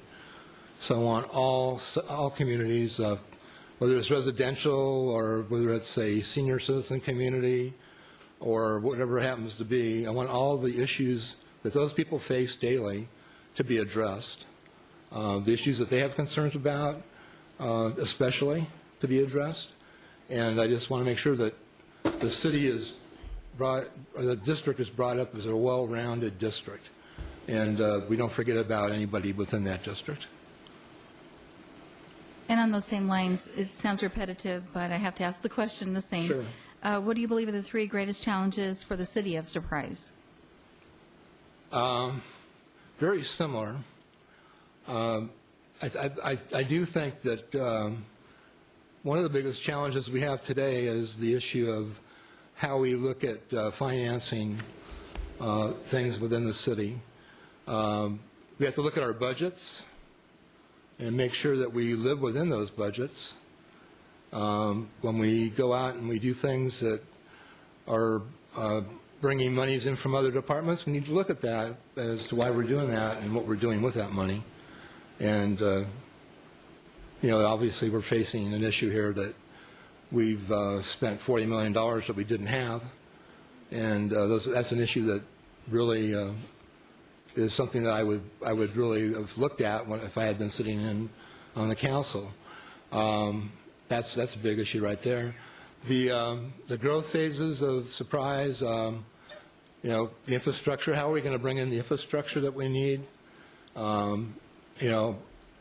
Obviously we have contractors out there that when they want a contract, they want to build now, and we need to take a look at that. Maybe slow it down a little bit and say, hey, there's some things that we need to do here to put infrastructure in as well as putting houses in that make profits. Obviously, that's another issue, a concern that I have with growing the city. And then the third issue would be just population growth and what we're going to do in the future with that. I want to make sure that education's addressed, that kids have the right types of education that they can rely on, all the way up from grammar school all the way up to colleges. And I'd like to see growth in that area as far as colleges and things go. And I think those are the 3 areas of the city of Surprise that concern me the most. Mr. Genovese, why do you want to serve as an elected official? I've lived here 12 years, and I've seen the city grow and have growing pains. And now I think I have, more of the time to do the work that I could help the city with the types of things that they need to look at. With my background in business, my background in IT and solutions, my background in finance, my background in dealing with other types of things like states, federal, county organizations as well. And I have all those kinds of backgrounds that could be used here in the city of Surprise. And there's a lot of things that I've done in the past working on these kinds of projects that I think I could, have a lot of input into what we're going to be doing in the future. The last question is a 2-part question. Mm-hmm. What do you believe is the most significant aspect of the 2012 budget, and what do you believe are the most significant challenges addressed in the 2012 budget? Okay, can you repeat that, please? Yes.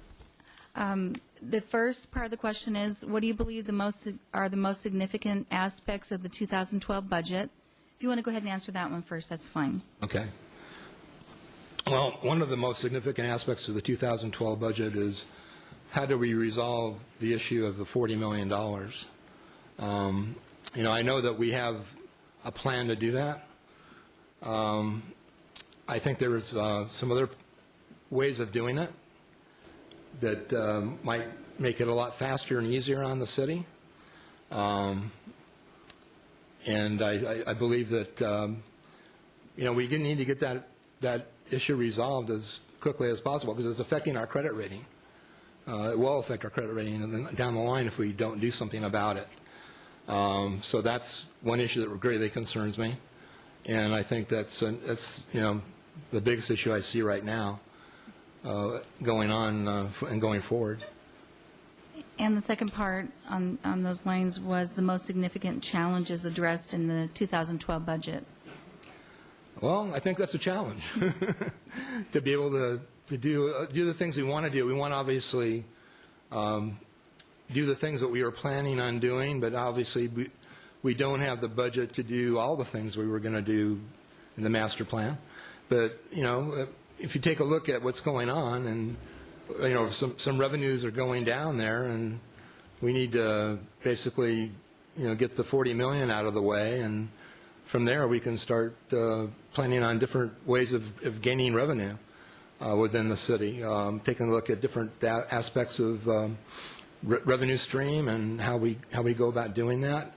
There's a lot of ways of doing that, but we need to look at trying not to hit the consumer as hard as we have, as far as like property owners and people that are having to. There's a lot of unemployment here, obviously in this part of the county. There's unemployment, there's underemployment, and these are issues that greatly concern me. And we want to, do the best thing we can for the citizens of Surprise, and basically find ways of helping them with their daily lives. Doing the best we can for them and the city itself.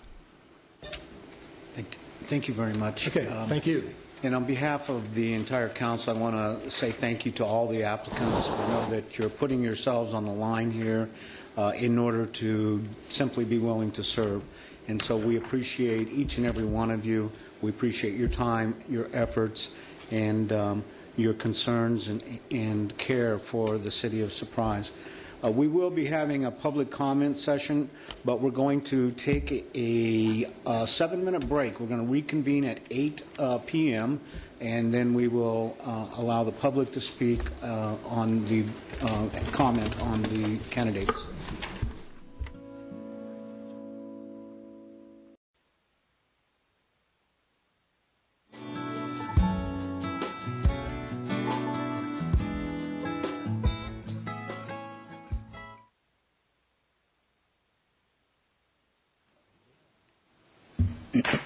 Okay, we call this meeting back to order, and this is the opportunity for a call to the public on this particular item. Anybody from the public that wants to speak specifically to this process or to the candidates in support or concern, you're welcome to do so. We anticipate that there will be quite a few comments, and so if you can keep your comments a little bit brief, we'd appreciate it. But we want to make sure that everybody has a voice and is heard. So, Sherry, you have comment cards filled out? I have one, but I know that several people are wanting to comment. They didn't know what the process was. Okay, we'll call that one, and then I'll just open it up, and we'll allow everybody who wants to have an opportunity to speak. Okay, thank you. The first person is Tim Murrell.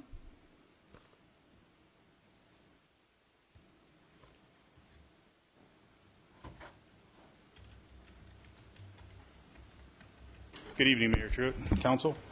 I came here tonight because I have a vested interest in District 1. My mother-in-law lives there.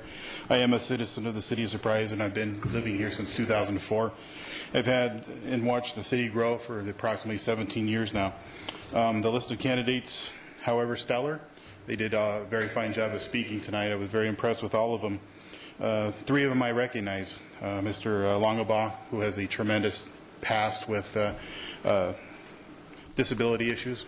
I've watched him change the city for disability issues, and it was fantastic. Mr. Elkins, I've also watched on the council. And then Dan Hughes, who I also have personal knowledge of.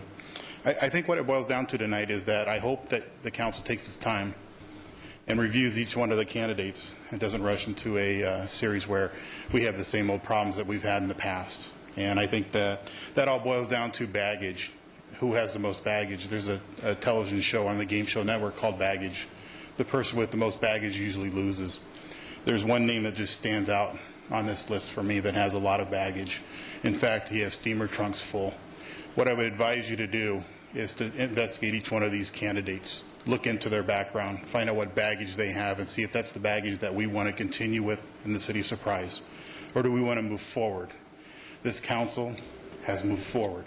I hope that we continue to move forward. We do not continue our ways of the past. The past is in the past.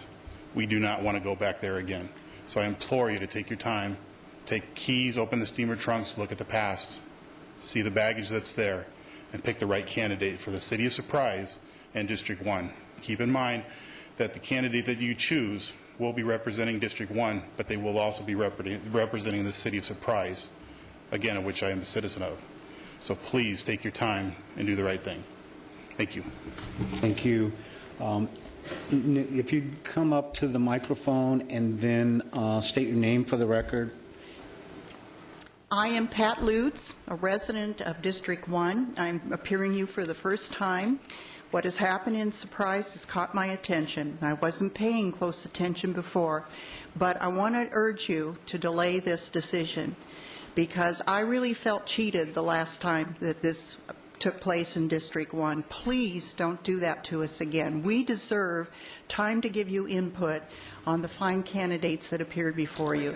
And it's very encouraging that we have the talent that came here tonight.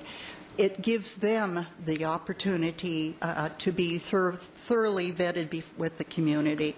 So I ask you only one thing. Delay this decision a couple of weeks. Give us time to give you input.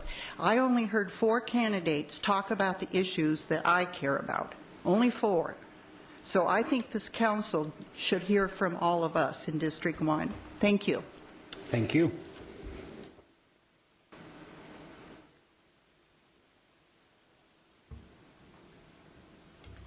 Good evening, Mayor, members of the council. First of all, I'd like to say I think it's completely inappropriate for Officer Tim Merrill to come up here and speak like he did. You want to talk about baggage, SPIA is the baggage we have in this city. I think it's completely inappropriate for this guy to come up here and make those comments.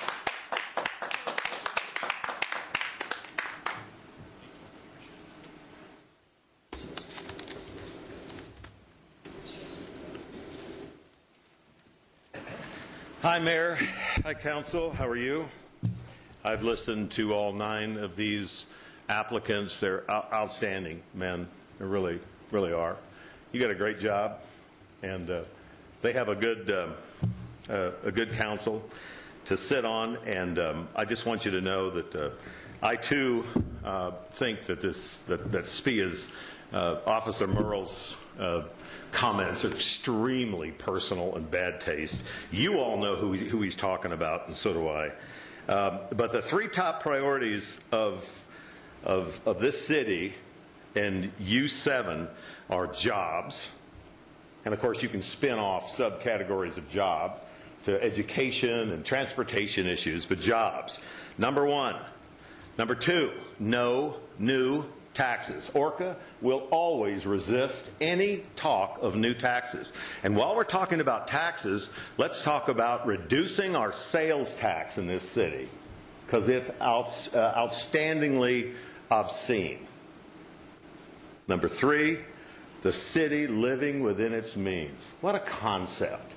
Every one of you have your own personal finances, and you live within your means. Why doesn't this city live within its means? No new taxes, J-O-B. Thank you. Thank you.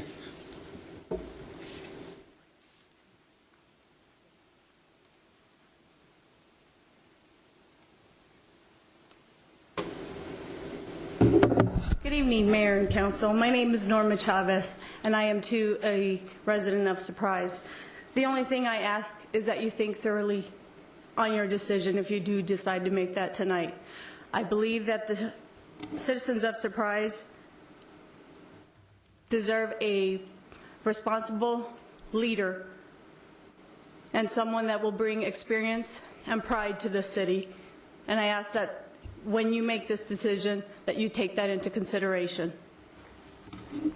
Thank you. Anyone else wishing to speak? Seeing no one, I close the call to the public. Yes, ma'am. Would you come forward, please? Yes. Mayor and City Council, I would like to speak and say that I like what was started in Surprise. I like that we are one of the safest cities. I like the idea that one of these candidates does have a heart in Surprise and has already been working with Surprise. And I think that's important for us to remember is the work that has already been put into the city of Surprise by this candidate. I'm sorry, ma'am, I didn't catch your name. Mary Melliker. Thank you. Okay, anybody else wishing to speak? Seeing no one, I do close the call to the public. And Mr. City Attorney, will you briefly explain the process that the council is about to embark on? Thank you, Mayor.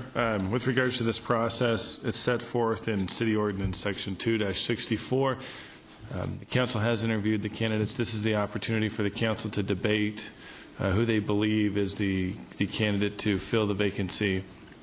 At that point in time, the council will have the opportunity to nominate individuals. You may nominate all individuals, one individual, two individuals. There's no restrictions on any of the nominations. Once all of the nominations are made, there will then be a vote. The vote will be a written vote, and you will then vote for a candidate by name. We will collect those ballots, provide them to the city clerk, who will then read those into the record. At that point in time, if there's a candidate that has a majority of votes, that individual will fill the seat. If there is a scenario where there may be two candidates receiving more votes than another, there will be a runoff of those two candidates. To the extent that there is a tie, the ordinance provides that the council will then go out and go through the process again and publish the process and come back and reconvene at a later date. Thank you very much. Mr. Woodard, you would like to speak? Yes, I would like to renew my suggestion from earlier in the meeting, and I would like to move that we tabled any action on this until the meeting next week. Thank you, Council. Would you like to consider that suggestion or move forward? It's going to be up to the majority. I'll second that. We have a motion and a second, and the motion is to continue this process to a date forward, if I may, week or possibly two. Yes. Okay. Could I make a comment, Mayor?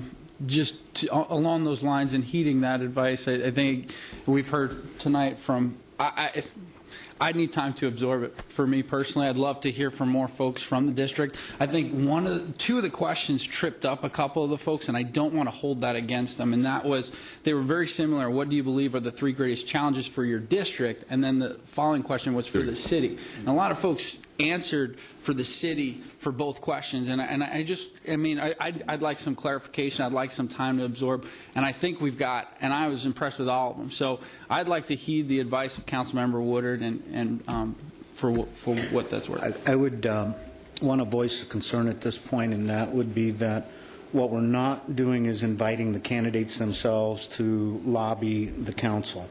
I think what we are doing is inviting the residents of District 1 to lobby the council and to take the opportunity to meet with the candidates or do whatever due diligence they believe is necessary. But we're not looking as a council to hear And that speaks to keeping the playing field even for everybody, as we're not looking to hear from the candidates themselves again. Is that agreeable? That's my intent. We've heard from them. Okay. Now, let's hear from the residents. Okay, we have a motion and a second. All in favor, say yes. Mayor, Oh, I'm sorry. excuse me. Mr. Alton, you wanted to speak before we... Yes, thank you. In light of this, this motion and the second, I believe it's very necessary for the citizens of District 1 to step up and make themselves known as to their impression, their opinions. It's not the numbers. It's not the numbers of people who call us or text us or email us. It's the quality. Okay? There is nobody that's going to win just because you share a number. And the reasons why. That's excellent. But this is the time that you really think about it and come forward. It doesn't necessarily represent that that fact is going to be held true when we go to a vote. But we're providing the opportunity for the citizens to speak out, speak up, let us know their feelings and thoughts, and so be it. Not a guarantee, but we will afford you the opportunity in which to contact us. That is an excellent suggestion, and that is really what we want, what we need from residents of District 1, is to have an understanding of why they like a particular candidate, what it is about their candidate that they're supporting, and they can support more than one. But it's not going to be just a sheer numbers thing. That's a very good point. I totally agree. We have a motion. We have a second. Mayor, I'm sorry. I need clarification. Are we continuing or are we tabling? Continuing into a specific meeting? We're continuing to the next regular meeting, which would be the 14th of June 14th. Yeah. Thank you. All in favor, say yes. Yes. Yes. Opposed? Thank you. This meeting will be continued to June 14th, and thank you, everybody. We are adjourned.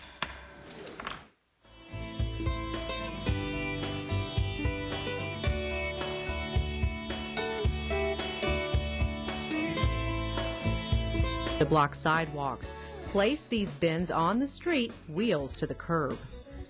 If you find a beehive on your property, don't call 911 unless the bees pose a threat. Also, don't call the fire department. You will need to call a bee specialist or exterminator for safe removal. You can find them in the yellow pages. Help keep Surprise beautiful. Join the Adopt a Street program. Groups there work to pick up litter along 1 mile stretch